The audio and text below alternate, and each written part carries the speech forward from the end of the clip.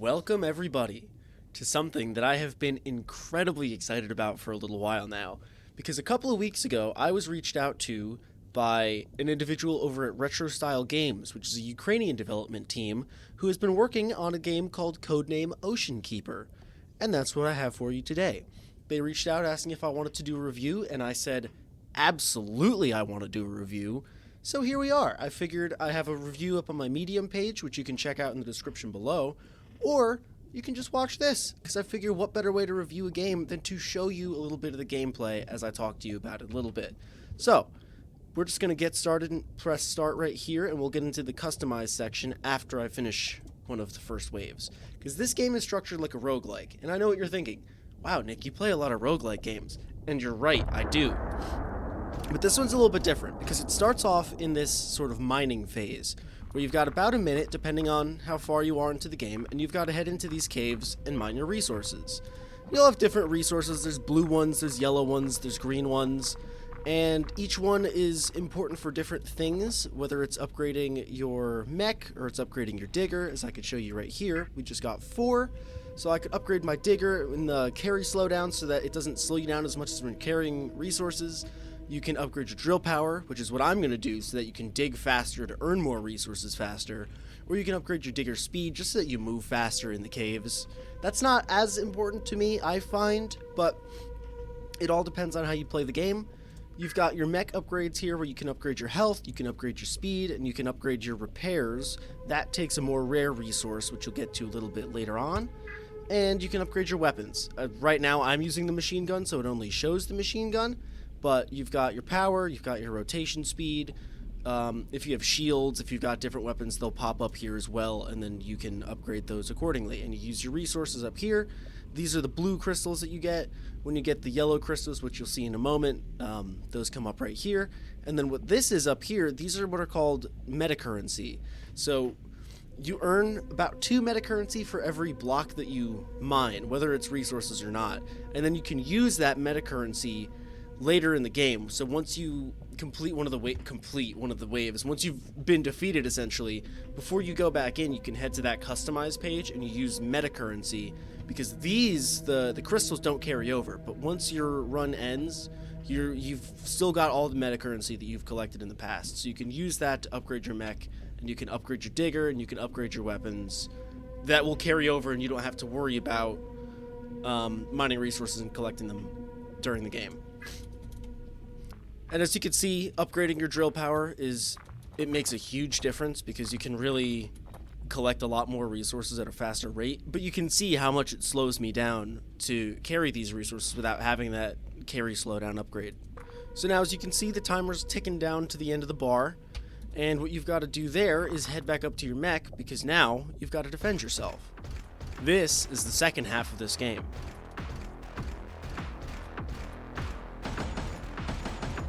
So you've got your automatic cone here, which will fire on any enemies that are within that cone. But if you hold down the mouse button, then you can fire a little bit more rapidly, and you can aim it a little bit more precisely. And I find that a little bit more useful, at least for the machine gun. These little bug creatures, they don't seem like much right now, but as soon as you get swarmed by them, they are absolutely relentless, and they can sap your health like nothing else. That's a great way to start a cave, is when it's just got resources right there. And so now it's the balance between these 2 points in the game, right? Because you've got your resource collection, which is incredibly important, because you can't get too far without upgrading your equipment. However, you don't want to focus all of your resources and upgrades into just gathering resources, right? Because, for example, if I'm as fast as possible while carrying resources, and I can drill it as fast as possible, and I can move as fast as possible, that's cool, and you can gather a lot of resources. But if you don't have mech speed so you can get out of tight situations, if you don't have enough health, and if you don't have the weapons to take on the hordes that are coming against you, you're going to be out of luck. So you've got to be able to really balance those 2 aspects of the gameplay, and I think that's really, really creative here. So I like to have my machine gun power up as fast as possible, as well as the drill power. And then I like to get usually mech speed and mech health, depending on how I'm doing so far. But it depends. If I'm doing a little bit better, I don't need to invest as much into the health, and I can focus a little bit more on resource gathering and resource collection. Because, as you can see, It's a very big part of the game. And honestly, I think it is so satisfying. I'm coming as a passionate Minecraft player. I love games like that where you're just mining and just looking for resources. I think it's a very satisfying process in general. And I really think there's something to it in this game. It's simple, but it's very refined. And you just grab them. You grab them with E. If you need to let go of them so you can carry them faster, you can just let go of them with Q. And yeah, once that timer runs out, you want to make sure that you get up to your mech as fast as possible. But let me see if I've got anything else. I'll upgrade my rotation speed so I can get a couple shots off faster. And we'll see where I go from... I'll upgrade my carry slowdown for the next round as well, because it is nice to have. As you can see, we've got some different enemies here. We've got these rolling guys who are a little bit faster. And then we've got these... like turret squid? I don't even know what you'd call them, but they're very, very hostile and very dangerous when they come at you in swarms and you're not expecting them, because they can sap a lot of your health very quickly. These green bugs are a lot tougher than the purple ones, so you got to be careful not to let them get too close, thinking that you'll kill them as fast, because you might not. And I like to have the strategy of sticking as close as possible to the next cave as soon as the round is ready, so I can just maximize as much resource gathering as possible. So what we found here is something that's really important to the game, because it's not just a regular resource. What this is a relic, and you can use these relics for upgrading some of the things that you wouldn't be able to upgrade as fast unless you had a lot more resources. So for example, you can unlock different weapons like explosive bullets, an auto rocket gun, which I think is incredibly useful. I think that's what I'm going to go with. Or you can get ice bullets, which will slow down the enemies that you hit. And then sometimes you can just get certain upgrades, right? Like you can get a drill power upgrade out of a relic, which is incredibly useful. So it really just depends on the pull. It's kind of a luck of the draw sort of thing. But more often than not, you're going to find something that you can really find useful. So I'm going to get the auto rocket gun and just keep on mining, because I've still got about a minute left. So you can dig for quite a while. Some of the caves are a little bit bigger than others. I don't know how they're generated. I think it'd be really interesting to find out how they're generated, because they feel random in the sense that the resources are generated randomly. Like, it's not a guarantee that any cave is going to have a certain amount of resources. But the general shape, I don't know if there's a pattern to it, but it feels dynamic. You know, it feels like you're not just digging the same hole every single time you go in a cave. There's a nice amount of variety. So that was a great haul. And now, because I upgraded my carry slowdown, I can carry about 6 of these as opposed to what was about 4 before. And let me see what I can upgrade.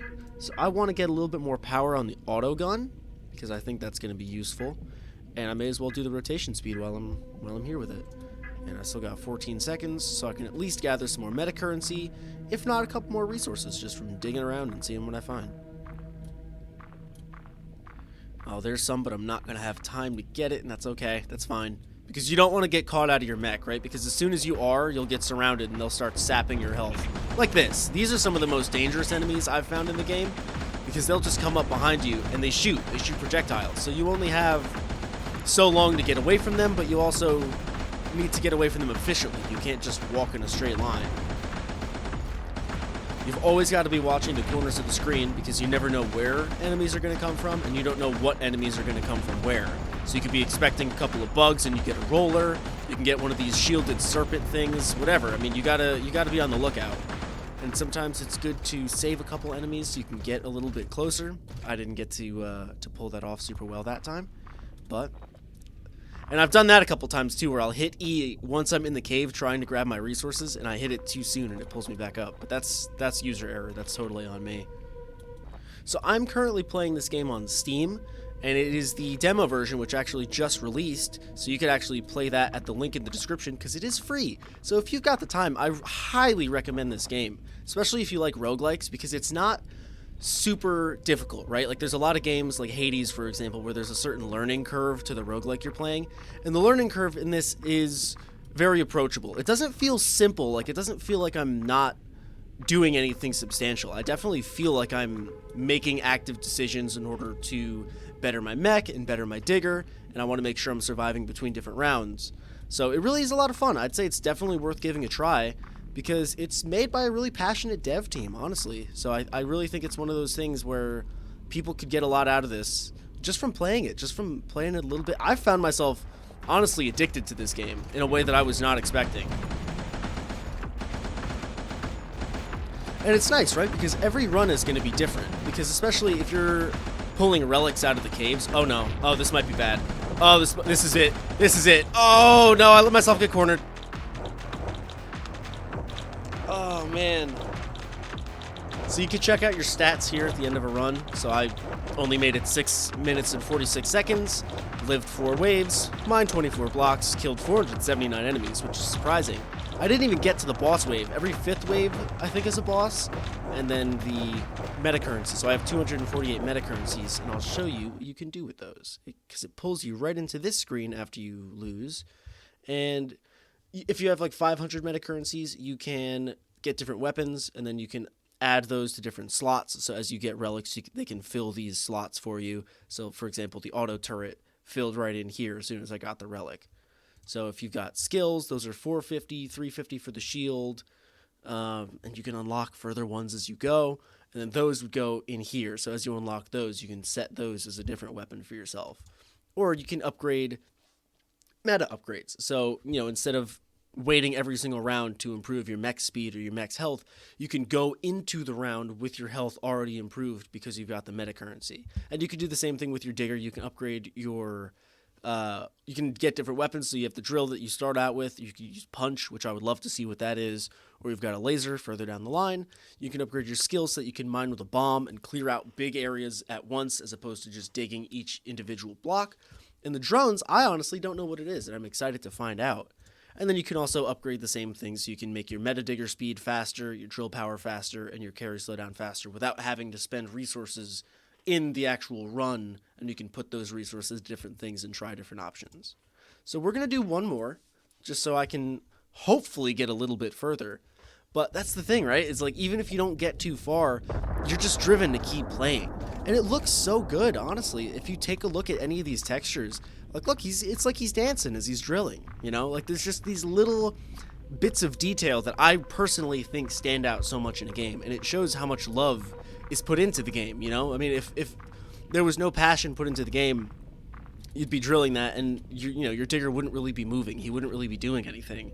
So having these nice little animations, even where they're not totally needed, I think really adds a lot to a game. Of course, I get the crystals right at the end of the run. It's always how that goes. First wave, I should be okay to be about a second late. I should be okay.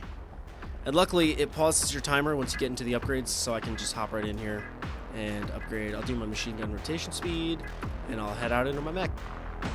Look at that. They're already here waiting for me. How nice of them. And what I like about games like this is that every run is going to be different. You have a general idea of what to expect. You're going to have different enemies coming at you from different angles, but you don't know 100% what they're going to be, where they're going to come from, what way it's going to present. I don't know how my health is already that low. I don't know what I'm doing, but I'm set up to at least survive that first wave.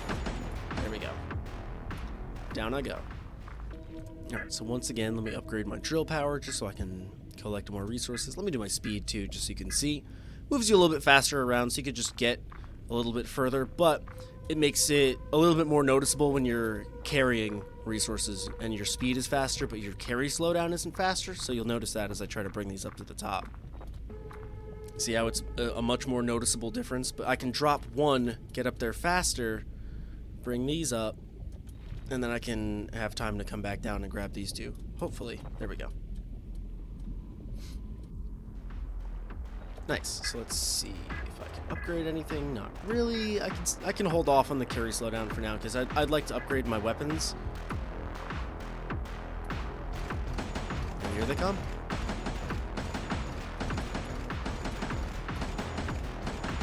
And there's different strategies to how you do it as well, right? I mean, it depends on the weapons that you've got.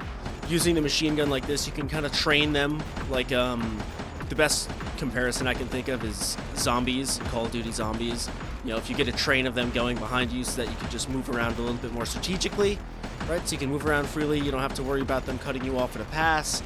You funnel them around that corner, and then by the time they're close enough, I can take them out, and I'll be already at this cave ready for the next round. Perfect.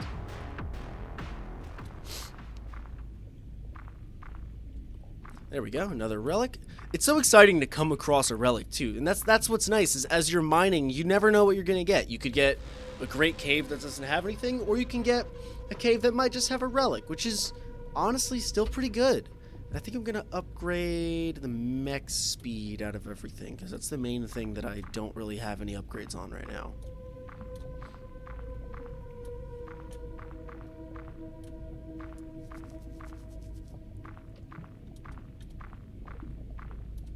That's what we like to see. Okay. So now I am going to upgrade my carry slowdown. I know I said I wasn't going to, but I did. And you got to make decisions like that on the fly. You know, if you have to dig that far down to get resources, and you have to carry them that far, you're going to want to just take care of your upgrades ahead of the time so that you don't end up waiting later on and then you're missing out on time. And you got to prioritize too. Certain upgrades require certain different ones. So if you know you need yellow, you might want to drop a couple of blues so that you got enough room for the yellows. Oh man, I'm not gonna have time for that. Okay, that's fine. At least I grabbed those. Alright, so let me try to upgrade it again. Let me get some power. And that's all I can do for now. And they're coming. And you kind of want to move in certain directions on the map. You kind of want to have some sort of a plan as to where you're going. But again, you got to be careful because you might be heading in a direction and then a bunch of enemies spawn like they just did over here. Uh-oh. Oh no. Oh, I moved into that one. Okay, I should be okay. I should survive this, but it's going to be hairy for sure. Yeah, there we go. Okay, I feel good about that. Let's see what we get now. And honestly, I haven't found what I would say is like a perfect strategy for looking for resources. I usually try to go down a couple, you know, over a couple just to check it out, clear out some of the fog of war on the sides. Just get an idea of where stuff might be hiding. Like right here. Perfect. Just what I like to see. Can I bring 6? Yeah, I can bring 6. Let's go.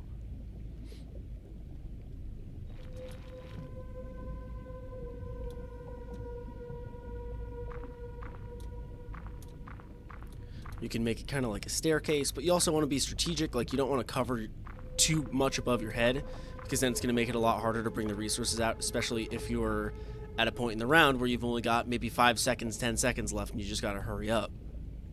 Let's upgrade my machine gun rotation speed and head back up and see if I can just start heading in a direction.